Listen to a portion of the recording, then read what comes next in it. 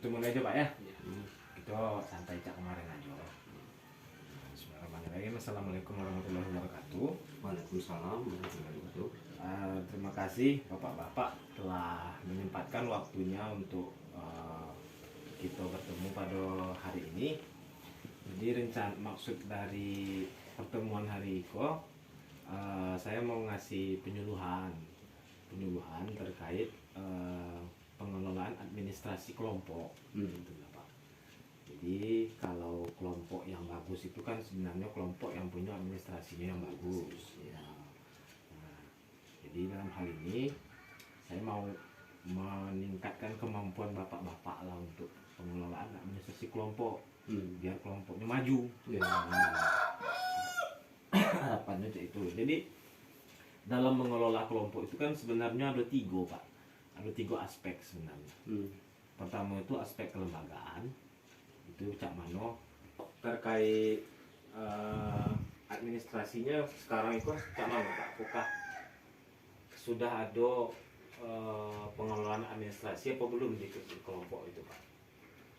Robi, jawab. Administrasi kelompok itu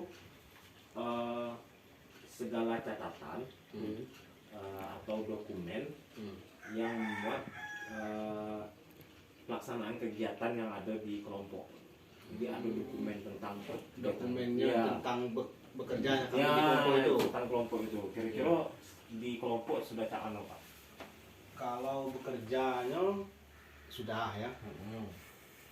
Kalau bekerjanya sudah baru dikerjakan pekerjaan kami, tugas kami ini kan.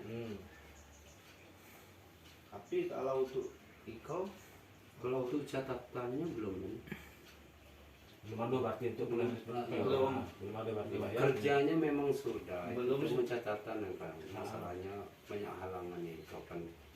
Nah, jadi berarti memang ketika sudah dilakukan pembentukan, sudah kerjasama antara TNKS, kelompok ini cuma berarti Pak ya, cuma jalan untuk memanfaatkan hasil berarti ya, yang dikerjasamakan itu ya. Kalau untuk pengembangan kelompoknya berarti belum Pak ya, macam rapat-rapat kelompok belum ada berarti Pak ya. Nah, jadi di sini saya mencoba untuk memberikan pengetahuan lah Pak ya. Kita saling berbagi ya. Nah, berbagi bagaimana cara untuk pengadministrasian kelompok ini. Nah, mungkin nanti setelah jadi kok bahan lah mau bagikan. Jadi tadi kan ini Pak, manfaat administrasi kelompok itu ada beberapa manfaat sebenarnya Pak ya. Pertama itu manfaatnya itu untuk memudahkan dalam mencari data bila sewaktu dibutuhkan. Jadi misalnya Bapak mau bikin proposal kelompok, misalnya nak mengajukan bantuan, nah itu butuh data-data kan Pak. Nah itu biasanya dapat dari administrasi kelompok. Kalau administrasi kelompoknya tidak ada, jadi tidak ada data yang tidak kita bikinkan. Kan? Nah, kemudian yang mau diteruskan. Nah, tapi kalau administrasinya ada, kalau misalnya terjadi pergantian, dia tinggal meneruskan apa yang lah dikerjakan dengan sebelumnya. Tansi istilahnya Pak ya. Jadi anggota tahu dengan apa yang kita kerjakan, nah, sehingga tidak ada kecurigaan antara pengurus dengan anggota. Nah, jadi ini Ada surat pernyataan kan, misalnya macam Dedi, kalau Dedi itu di lahannya itu ada berapa hektar? 2 hektar. 2 hektar. Tapi yang dibuka sekarang itu sekitar 1 hektar. Yang 1 hektar lagi itu boleh digarap lagi apa tidak? Kalau berdasarkan ini sebenarnya tidak boleh sebenarnya Pak. Karena dalam kerjasama yang sudah dilakukan itu, apa yang sudah digarap itu yang boleh dikerjasama, yang boleh diolah. Tidak boleh kita buka baru lagi walaupun kan kita bicaranya kalau kepemilikan Pak ya. Kepemilikan tanah dalam kawasan itu kan sebenarnya tanah negara. Tanah negara ya. Bukan tanah TNKS juga Pak. Tanah negara itu Pak. TNKS kok cuman mengelola. Jadi kepemilikan kok kawasan TNKS silakan dikelola, jangan sampai dirusak. Nah, jadi kebetulan hadirlah program kemitraan konservasi kok Pak ya. Program kemitraan konservasi kok untuk memfasilitasi, untuk memberi ruang kepada masyarakat yang terlanjur mengolah lahan di dalam kawasan. Nah, lahan yang sudah, jadi kalau misalnya ada yang jual beli lahan di dalam kawasan itu ilegal sebenarnya Pak. Kalau kita sebut itu secara hukum Pak ya, itu ilegal sebenarnya. Nah, cuman dengan adanya kemitraan konservasi kok lahan yang sudah digarap itu boleh digarap, tapi tidak boleh menambah garapan. Misalnya dulu belinya 2 hektar kayak tadi kan, 1 hektar lah digarap, tinggal 1 hektar lagi yang belum digarap. Nah itu tidak boleh digarap yang 1 hektar itu Pak, yang sisa yang itu tuh. Memang apa yang sudah digarap lah yang boleh digarap lagi. Gitu. Kalau untuk ditambah tidak boleh gitu Pak. Pengadministrasian dari kelompok. Nah kira-kira dari bapak-bapak sekalian ada pertanyaan terkait yang sudah dijelaskan tadi lah Pak? Isi ini kurang jelas nih. Jelas nih maksudnya kan ada nanya nih guys. Itu tahu dong. Itu kan situasi di sini kan terkadang ada yang luar Riko kan usahanya. Aku bingung itu macam itu. Kemarin itu kan masuk dalam surat pernyataan itu. Kemarin kan dari pihak TNKS dia bilang kalau ada lahannya situ kan misalnya perang karet, dia bisa masuk kelompok. Aku takut nanti itu macam mikro ini. Misalnya kan cara pengelolaan kita di dalam mikro kan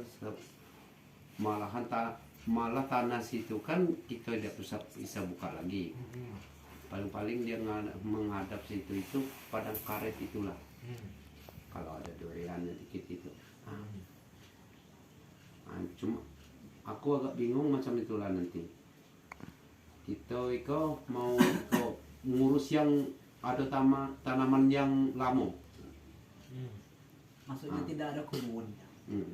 Kebunnya cuma itulah karet, jengkol, yang ada. Anggota kelompok ini tidak ada kebun yang digarap situ lagi di dalam kawasan. Cuman di kawasan itu dia itu punya padang karet itulah, cuman itu. Berarti masih ada juga yang dikelola. Tidak dikelola lagi, cuman yang datang nyadap. nyadap atau musim buah, kan? Gitu. Itu bagaimana kalau dalam kelompok ini masuk kami. Kalau dia dalam kelompok ini, kalau dia kan masih di luar kan? Di luar kawasan. Tidak dalam kawasan, tapi dia itu tidak bekerja dalam situ. Tapi kalau kami ini mau bekerja, maksudnya dalam kelompok ini. Kira-kira masih ada pertanyaan tak Pak terkait ini kit yang administrasi kelompok tadi itu Pak? Kalau ini apa namanya kira-kira dari apa yang lah disampaikan tadi itu kelompok bisa mulai dari mana kira-kira Pak? Kan tadi ada beberapa di situ kan ada Pak, ada untuk yang kegiatan ada berapa tadi? Buku itu pada dasarnya pengadministrasian ini untuk menopang kegiatan yang dilakukan oleh kelompok supaya dalam melaksanakan kegiatan itu kelompok punya arsip, punya dasar sehingga tidak kehilangan arah lah itu Pak istilahnya Pak ya. Begini tuh Pak, kira-kira masih ada yang perlu ditanyakan lagi ya Pak? Boleh tanya. Kalau tidak itu mungkin Ambon nak pamit dulu Pak, minta tolong isi absennya sebentar Pak. Oh. Kok Mohon maaf Pak ya, soalnya itu bukan kegiatan dari Kang. Soalnya Iko tidak bisa masak, ini macam Iko lah masak. Nah, Pak, mungkin kalau memang tidak ada lagi pertanyaan, saya tutup pertemuan kali ini. Terima kasih atas partisipasinya Pak. Mudah-mudahan apa yang kita diskusikan hari ini bermanfaat. Saya tutup. Assalamualaikum warahmatullahi wabarakatuh.